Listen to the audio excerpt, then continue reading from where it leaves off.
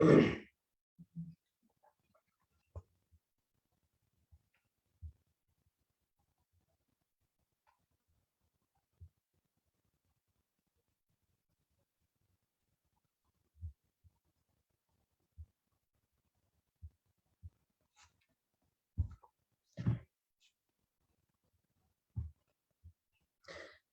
let's bring your palms closer to your heart and we will begin with our chanting. Namo tassa bhagavato arahato samma sambuddhassa.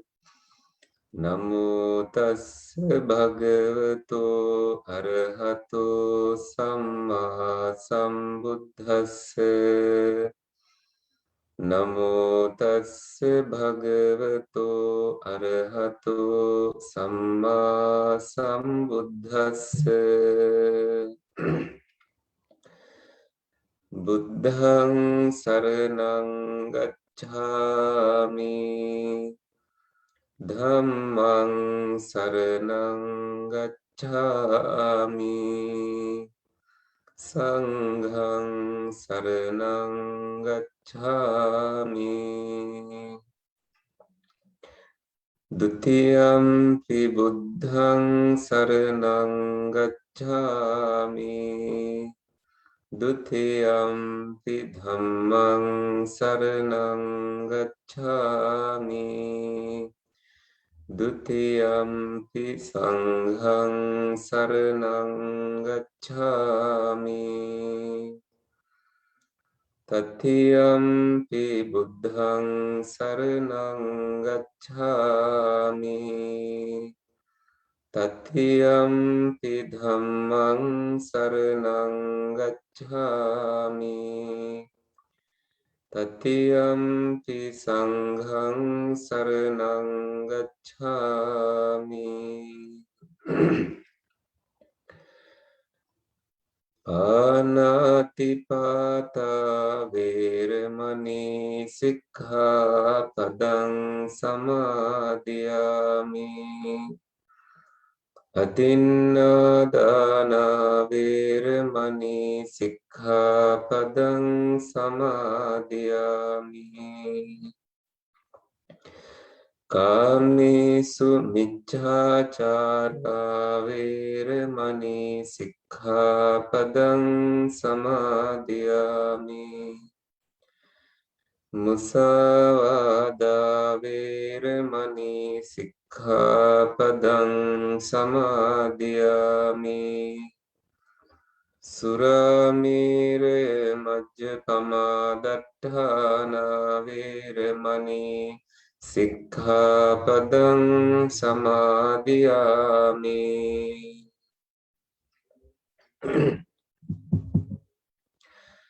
I take refuge in the Buddha. I take refuge in the Dhamma. I take refuge in the Sangha. For the second time, for the third time, I take refuge in the Buddha. I take refuge in the Dhamma. I take refuge in the Sangha. I abstain from harming and killing living beings. I abstain from taking what is not given. I abstain from sexual misconduct. I abstain from telling lies and harsh speech. I abstain from intoxications, alcohol, drugs. Ittipiso bhagavā arahang samma sambuddho vijjācarana sampanno sugato lokavidu anuttaro purisa dhamma sarathi sattha deva manussanang buddho bhagavati.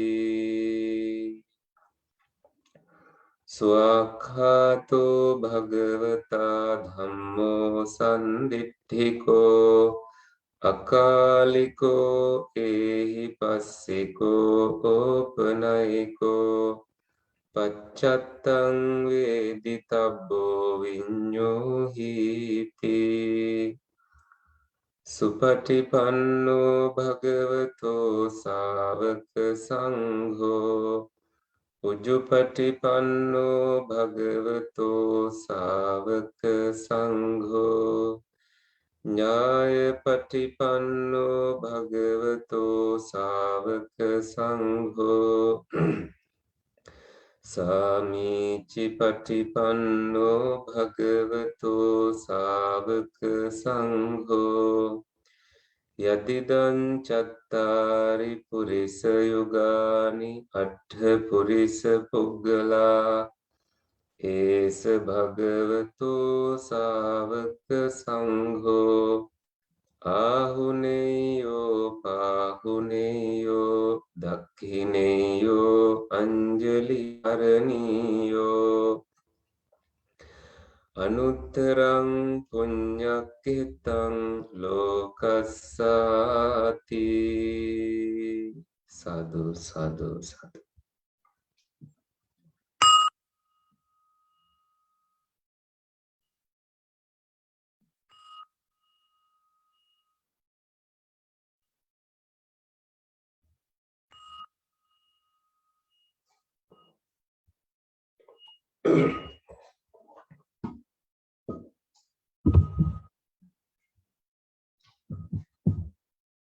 You can now close your eyes and focus on your body's position, adjusting and making yourself feel comfortable as best as you can. Your sitting position may be adjusted to a lotus position or half lotus, or just seated, closely tying your limbs in any comfortable way. If you have to adjust during the meditation, feel free to do so, but you will do it with mindfulness so that you continue your meditation. With undivided attention to the instructions,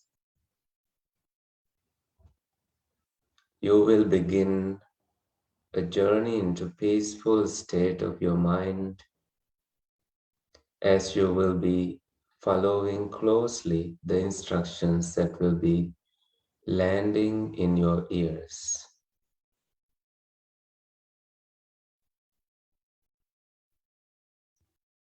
To begin with, take a deep breath in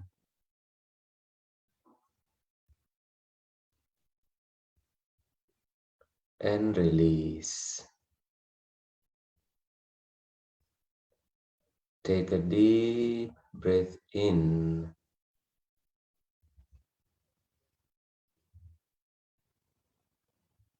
and breathe out.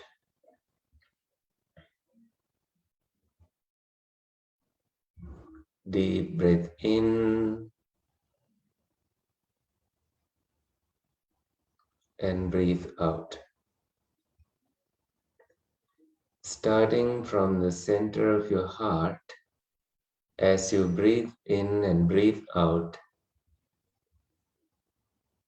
you can relax the parts of your body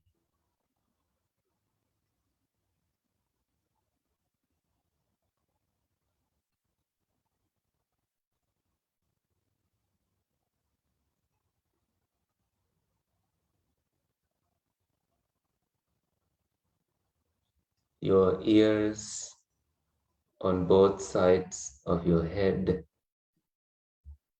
your forehead,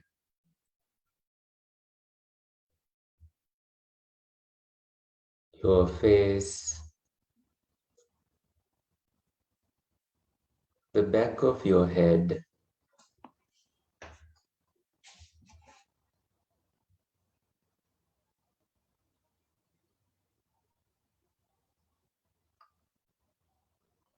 your lips relaxed, so you have a gentle smile on your lips.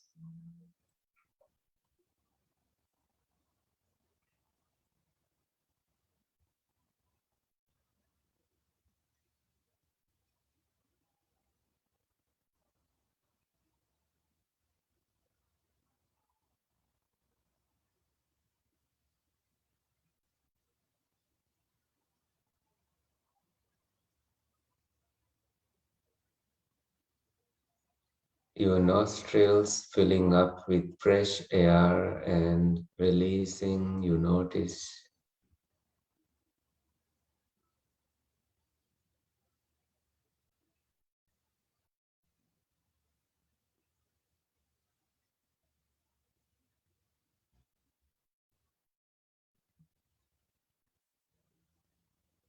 calm breathing in, calm breathing out.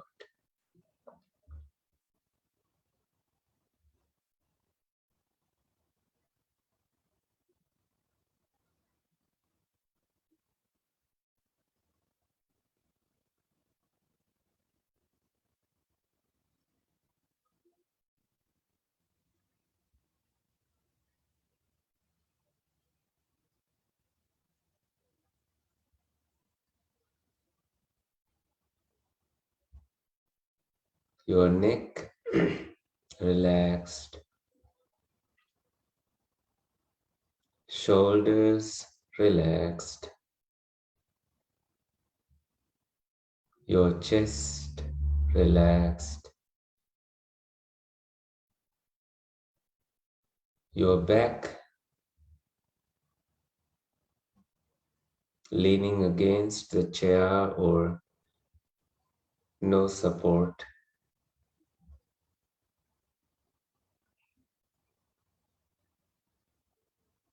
but relaxed.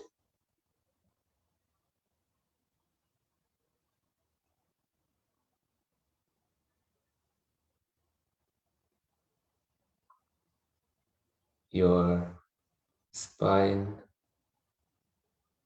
relaxed.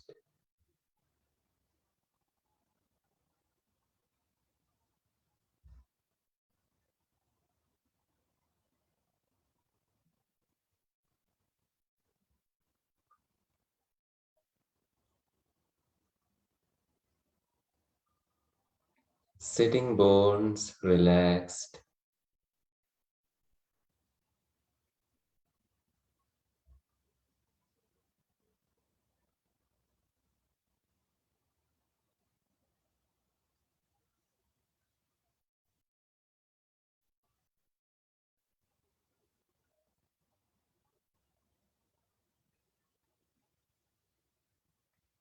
Your thigh muscles relaxed. Your knees relaxed. Your shin bones relaxed. The soles of your feet relaxed.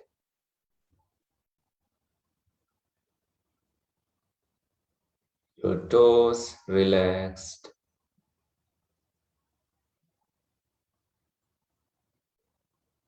Now your whole body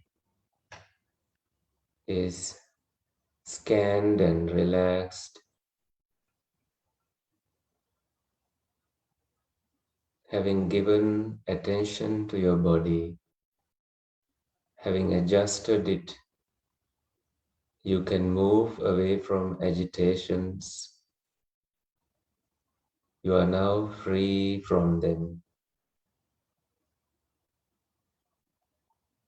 Physically, you are properly positioned.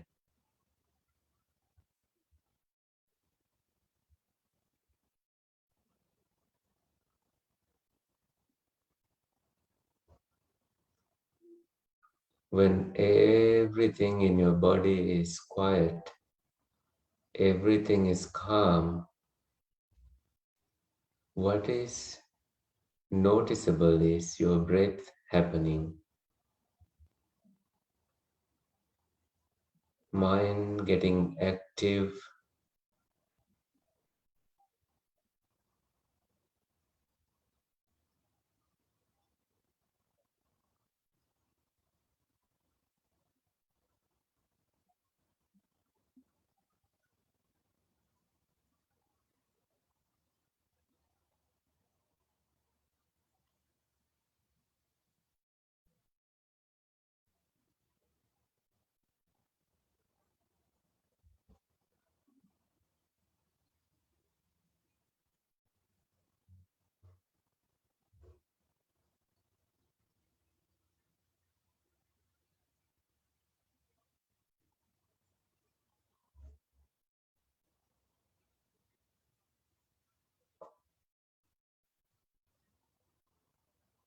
What is your mind doing? Is it ready to let go and calm down, to give undivided attention to the following instructions? If so, let us begin breathing in mindfully, breathing out mindfully.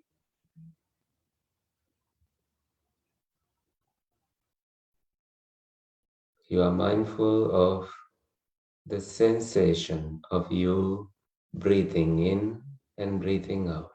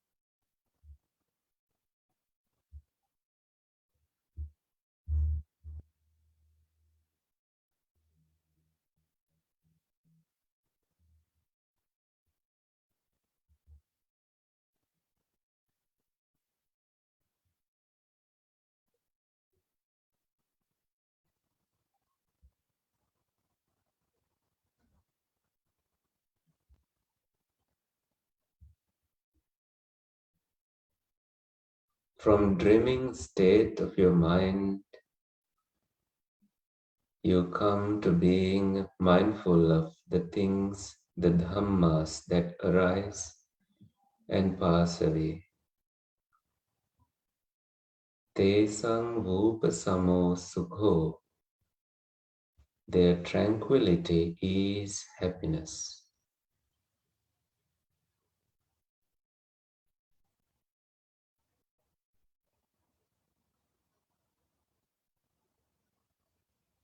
Breath being your focus,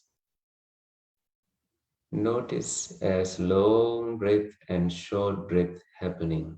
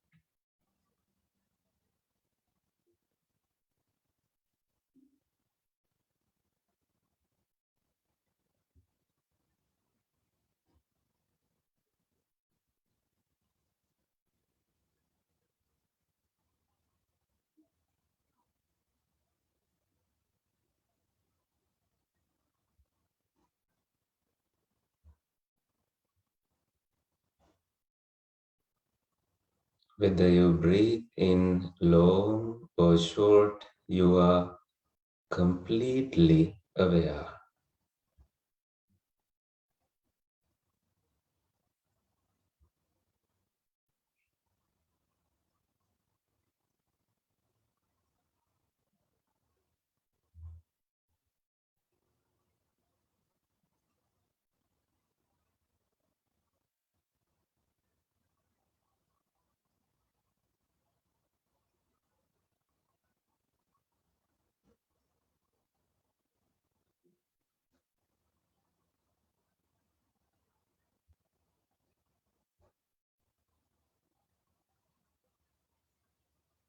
If your mind is leaning more toward sleeping, sloth and torpor, dullness, that could still be incorporated into this meditation. Just so you know, you can do that. How did that arise? How long did it remain, and how does it disappear? How do we make sure that sleepiness, dullness will not bother this meditation again? These are important questions to ask.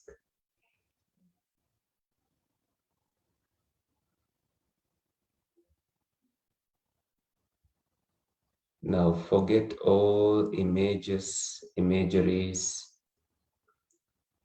You become the breath.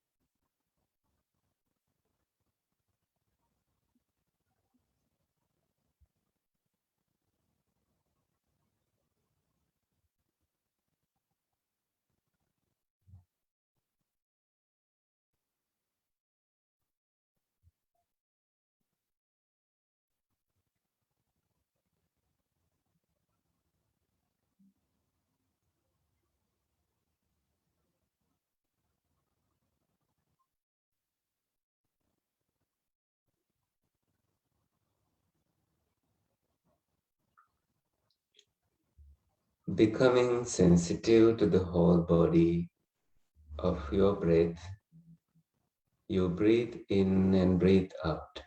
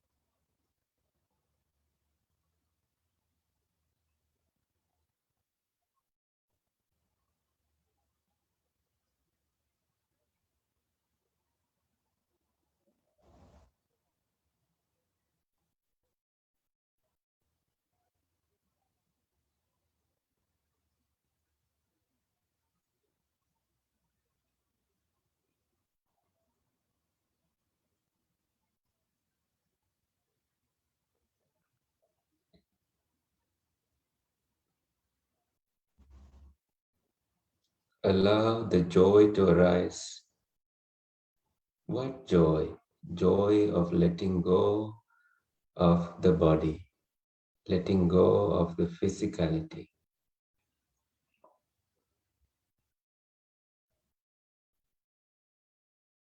The joy of letting go of seeing, hearing, smelling, tasting, physical sensations, and thinking.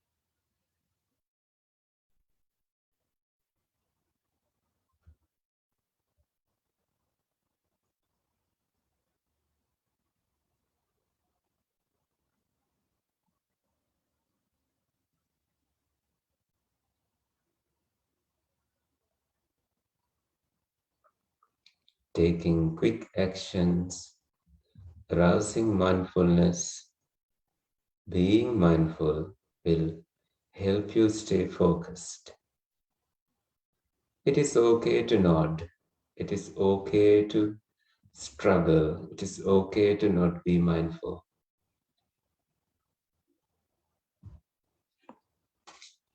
Those who try not to control those natural occurrences become enlightened faster because they don't control the nature. You can arouse energy instead, energy through wisdom and proper thinking.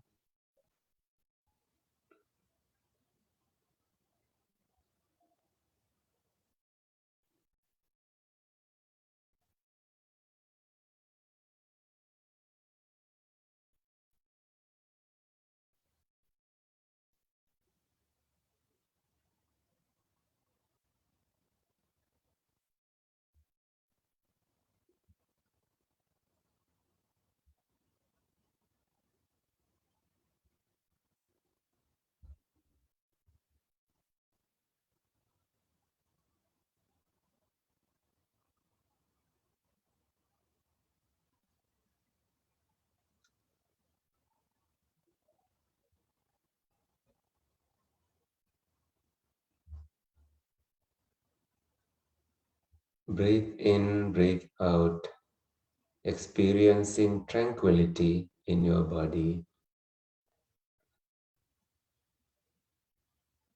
which means the bodily sensations disappear except for the breath.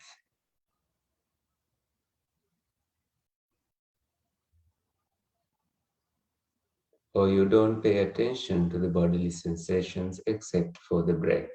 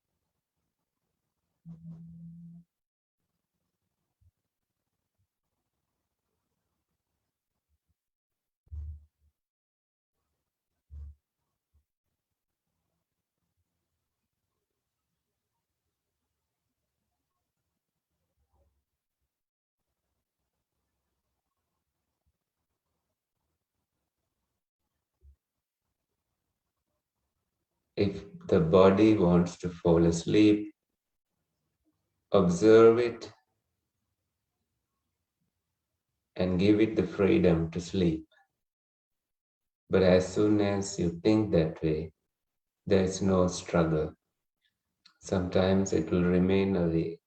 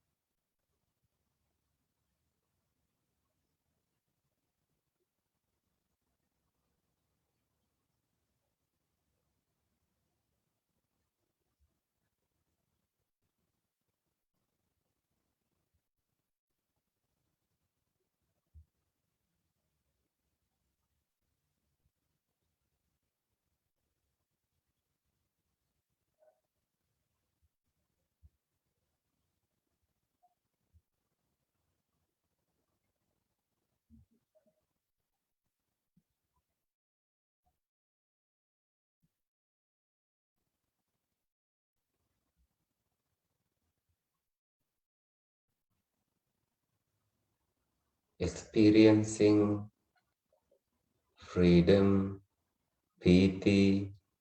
Piti is joy.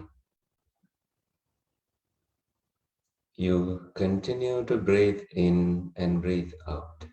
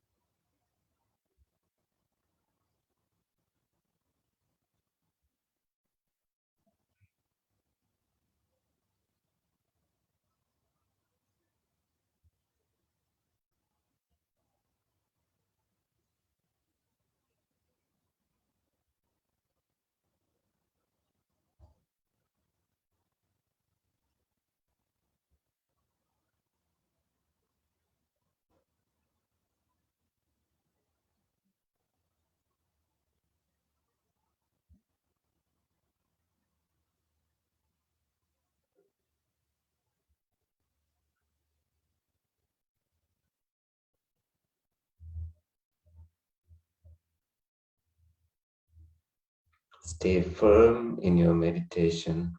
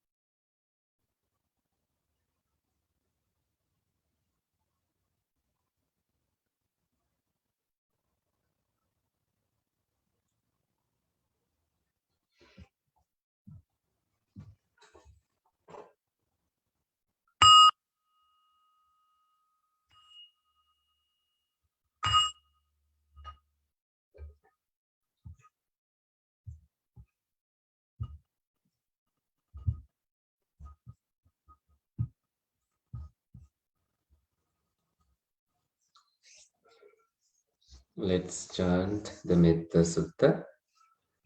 This is what should be done by one who is skilled in goodness and who knows the path of peace.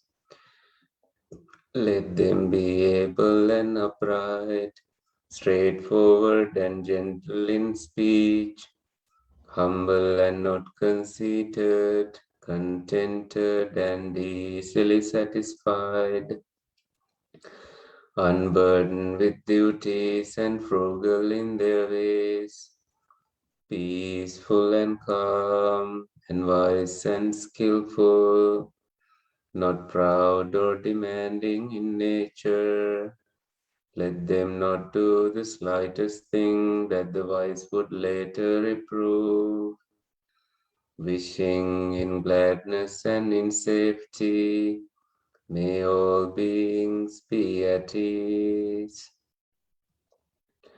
Whatever living beings there may be, whether they are weak or strong, omitting none, the great or the mighty, medium, short or small, the seen and the unseen, those living near and far away, those born and to be born.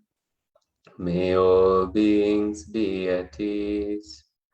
Let none deceive another or despise any being in any state. Let none through anger or ill will wish harm upon another, even as a mother protects with her life her child, her only child. So with a boundless heart should one cherish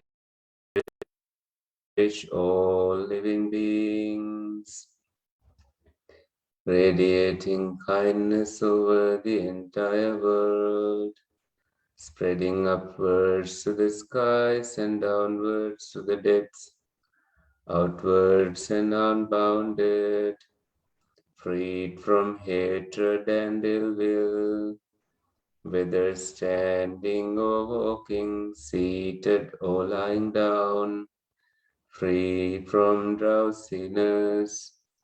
One should sustain this recollection.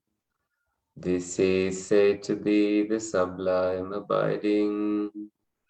By not holding to fixed views, the pure-hearted one, having clarity of vision, being freed from all sense desires, is not born again into this world. Sadhu, sadhu, sadhu. Right, so today I have a little story to share. This is about a great poet named Kālidāsa. He was very poor when he was a child. He was born to a poor family. And his house was next to the king's palace. The king had a large mango tree, and the branches of it also could be seen on the side of Kālidāsa's family home. So when no one was watching, Kālidāsa climbed up those branches and helped himself with sweet mangoes. One day, the king happened to be watching from the window, and he saw this little child stealing mangoes from the king's tree. The king ignored it, didn't do anything. And later, as he was cutting a mango fruit, the king happened to cut his finger, and he was bleeding excessively. The king thought this was bad enough that he had to summon his fortune tellers and ask the meaning of it. The fortune tellers asked, this must be bad luck. Who did you see today? And the king said, oh, I happened to see that child from the neighbor's house climbing up the tree, mango tree of our palace and stealing mangoes. And then these fortune tellers asked the king to execute this child in order to avoid bad luck on him. At this point, the king ordered to bring the child to the palace. When the child was brought, the king explained what had happened that you brought me bad luck. Today I happen to see you for the first, as the first person of my day, and that people like you should not live. But this child was very wise and began laughing, and the king asked, what's the matter? That I have given you a serious punishment. You are not even going to have your life. Your life is taken from you. But what is the matter for your laughter? Then the child said, I have even greater bad luck, that I saw you today, and now my life is taken away from me. And this really awakened the king, and he realized that he was doing such a foolish thing, misguided by his advisors. The king liked the child's wit and wisdom and decided to adopt him in the place of his son. And later, this child studied in the palace and finally became a great poet, one of the greatest poets in India, in the world. Now, the message from this story is that when we are challenged with that kind of false accusations by misguided people who have the power, we need to remain calm and be seeing the 360 view of it, because everything now is about 360 view.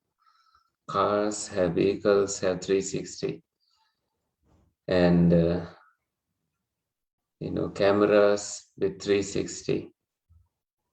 All these are suggestive of us needing to have this 360 view in life too. So he was able to save his life with just handling the situation wisely at that point in front of a royal person, the king, the biggest, the most powerful person in the kingdom. We are also confronted with situations like this, false accusations. And the Buddha says, if you are accused like that, do not argue with the fools.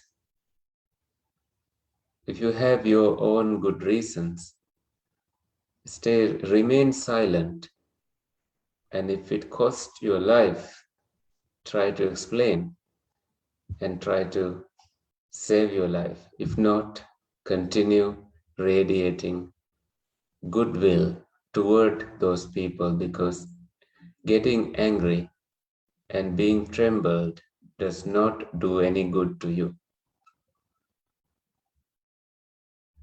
We are living in a world with other people and connections. Sometimes we need to let them keep guessing about our ways, our moves, without needing an explanation for everybody.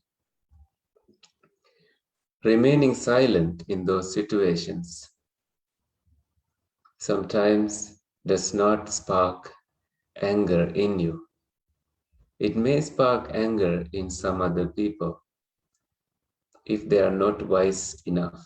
And if they are not so wise, the Buddha says, avoid the fools. Do not argue with the fools. Because arguing with the fool only proves that there are two. There are two fools if you begin arguing with the fool. The Buddha says, Eko chare kaggavisana kappo. Like a rhino's horn, live secluded, commit to a secluded life.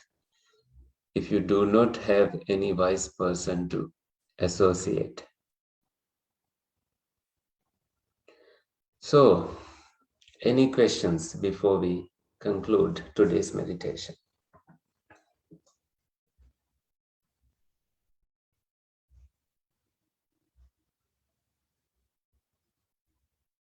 Okay, no questions. Let's transfer merits. May the suffering ones be suffering free, fear struck fearless be. May the grieving shed all grief, may all beings find relief. May Devas and Nagas rejoice in our good karma, and may they protect us all. May Devas guard our ways.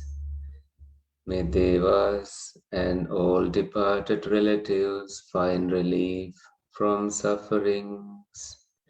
May we all attain supreme bliss of Nibbana, freedom from every suffering, sooner in our journey.